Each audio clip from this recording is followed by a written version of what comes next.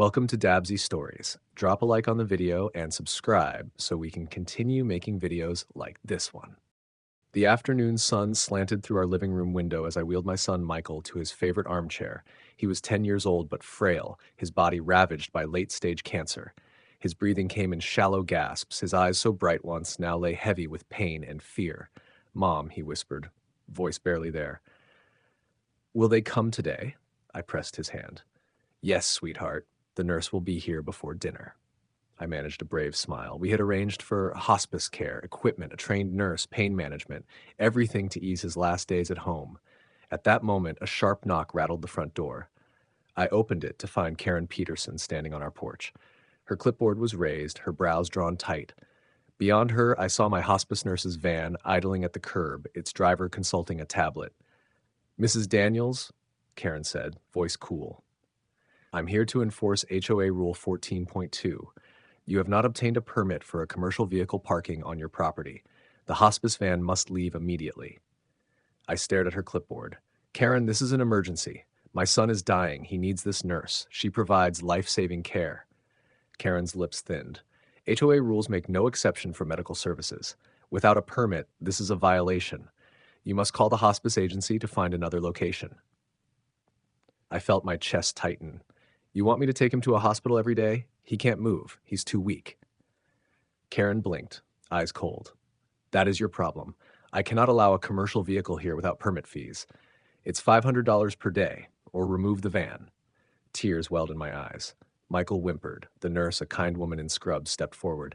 "I'm here to help your son. Please let me in." She held up her ID badge. Karen tapped her pen. "I enforce all bylaws equally. I'll issue a fine of $5,000 for each unauthorized day. You have until sundown to comply." My heart hammered. "You're evicting hospice care?" I whispered. Karen nodded. "Rules are rules." The nurse knelt before Michael, calm and strong. She reached for his wrist. "Sweetheart, I'm going to help you." Michael's face crumpled. He looked at me, tears in his eyes. I had no answer. I turned to Karen. "You're killing him." My words hung heavy in the air.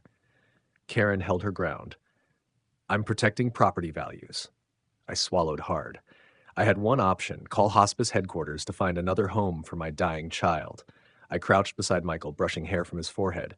He looked at me, breath catching. "Mom?" "I love you," I whispered, voice breaking. "We'll find help." The nurse hugged Michael gently. His small frame trembled. Karen watched, expression unmoved. As I led the nurse to the street, the horror of Karen's cruelty burned in my mind. My son's last days would be marked by hospital walls instead of his safe home. I closed the door on Karen's smug face and turned back toward the van, heartbreaking for the boy I could not protect. The next morning, sunlight slanted through half-closed blinds onto Michael's face. His breathing was raspy. I sat by his bed, brushing back his thinning hair.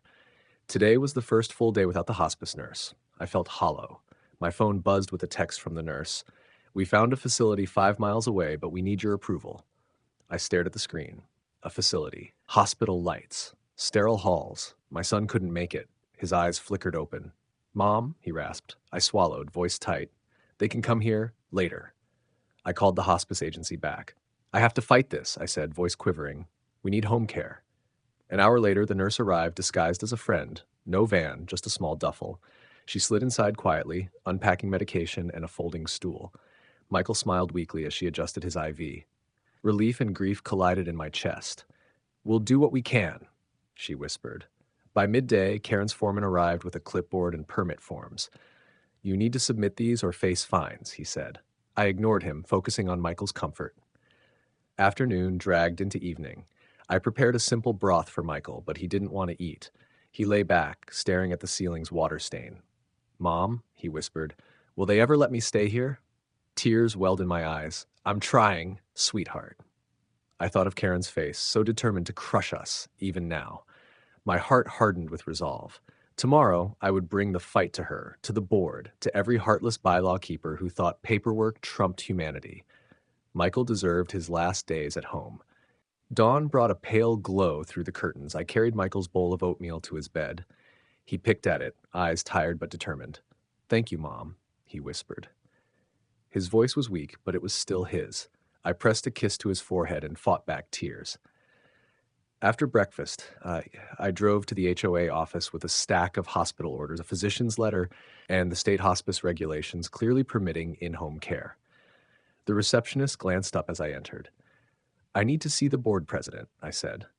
She led me down a long corridor to the conference room. Inside, Karen sipped coffee, surrounded by board members. Their faces lit with surprise when I laid my documents on the table.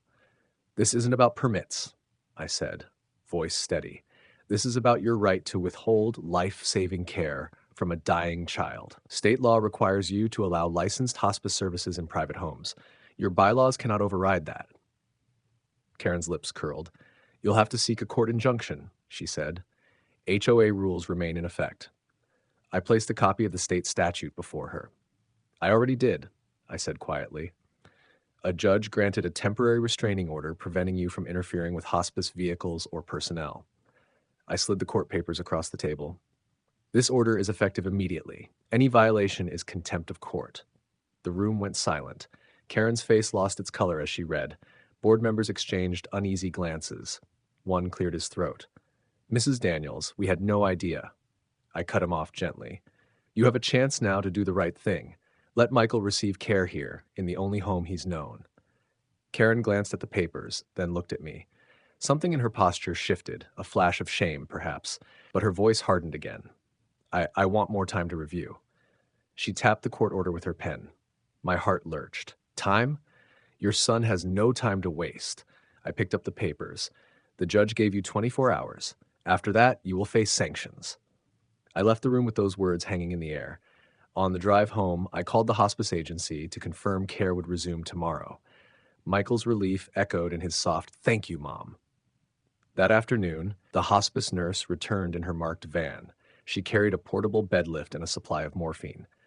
Michael's arm trembled as she read his chart. "Let's make you comfortable," she said kindly. I held Michael's hand as she connected the infusion pump. He closed his eyes at once. Neighbors stopped by with casseroles and flowers. Even Mrs. Chen, once silent about HOA politics, apologized for staying quiet. "We should have welcomed you," she said. "I'm so sorry." As dusk fell, Michael rested peacefully. I sat beside him and held his hand. "You're home," I whispered. He squeezed my fingers. That night, I noticed a letter slid under our door. It was from the HOA board. With Karen's signature, they offered an apology and a pledge to review all bylaws for compliance with state law. They even invited me to join the committee guiding that process. I stared at the paper, hardly daring to believe it. Their promise was a start. For Michael, for every family in our neighborhood, it meant compassion could still triumph over rigid rules. Across the street, I saw Karen standing at her porch light, gazing our way. Her clipboard lay forgotten on her front step. She lifted her hand in a small wave as if seeking forgiveness. I stepped onto the lawn and waved back. Then I returned to Michael's side, where home care and love awaited. The courthouse steps were slick with morning dew when I arrived alongside Michael's hospice nurse, our legal counsel, and a handful of neighbors who had become friends in our battle. Michael sat in his wheelchair beside me, bundled in a soft blanket and clutching his favorite plush bear. Though frail, his eyes held a spark of hope. I'd told him today might finally end our ordeal. Inside the packed courtroom, the judge took the bench amid hushed murmurs. Opposing counsel sat near Karen Peterson, whose stiff posture and pale face bore the strain of sleepless nights. The judge opened the hearing by summarizing the emergency motion. Karen's willful interference with state-mandated hospice care constituted contempt of the restraining order and possible violation of child endangerment statutes. First, our attorney spoke. "Your Honor, Mrs. Daniels' 10-year-old son has a constitutional right to medical care in his home," he said, voice steady. "Karen Peterson's HOA bylaws cannot override state law or the court's prior order. Her refusal to allow the hospice van and licensed nurse on the premises inflicted needless suffering and violated both civil and criminal statutes." He presented video footage from the day Karen halted the van, her hand on the door, her face resolute, and the nurse's anguished plea as Michael reached for help. The jury watched Michael's trembling figure, his small arm bound in sterile gauze, his silent tears echoing in the sterile chamber. Next, neighbors testified about the support we'd rallied. Mrs. Chen described how she loaded casseroles into the hospice van. I saw Michael's pain firsthand. No petty rule should block a dying child's care. Mr. Alvarez spoke of removing Karen's intrusive no commercial vehicles signs. Even Karen's former ally, Board Secretary Morales, admitted she'd been unaware of the full human cost of the bylaw. Karen's defense attorney rose and argued HOA sovereignty and uniform rule enforcement. He cited legal precedents on private association autonomy. But when he tried to downplay Michael's suffering as administrative inconvenience, a murmur ran through the gallery. Karen's eyes filled with shame. Then, in a powerful twist, Michael's nurse took the stand, her testimony cut to the heart. On that day, every second counted. I administer life-saving morphine and monitor his fragile vitals. Denying access risked irreversible damage. I had to plead, then sneak in disguised to comfort him. That is not a minor inconvenience. It is cruel and inhumane. The judge's expression grew stern. This court has already ruled in favor of home hospice care, she said. Mrs. Peterson's actions directly violated that order and endangered a minor. Contempt of court and child endangerment charges are appropriate. Karen's shoulders slumped. The judge continued, I hereby find Miss Peterson in civil and criminal contempt. She is sentenced to 30 days in county jail, suspended upon payment of the $25,000 fine she imposed on the hospice agency, which is to be redirected to Michael's medical trust fund. Additionally, she is permanently barred from any HOA enforcement role and must undergo mandatory empathy and disability awareness training under penalty of further sanctions. Gasps echoed as deputies approached Karen. She maintained eye contact with Michael, tears streaming. In a final moment of humanity, she whispered, I'm sorry, before she was led away. Outside, the sun broke through clouds as neighbors gathered. Mrs. Chen hugged me. Mr. Alvarez handed Michael a bouquet of wildflowers. You did it, they said softly. I wrapped an arm around Michael. We did it, I corrected. That afternoon at home, the hospice van rolled smoothly through our gate. No clipboard nor protest in sight. The nurse assisted Michael into his favorite chair, setting up his IV pump with practiced care. He looked up at me and managed a small smile.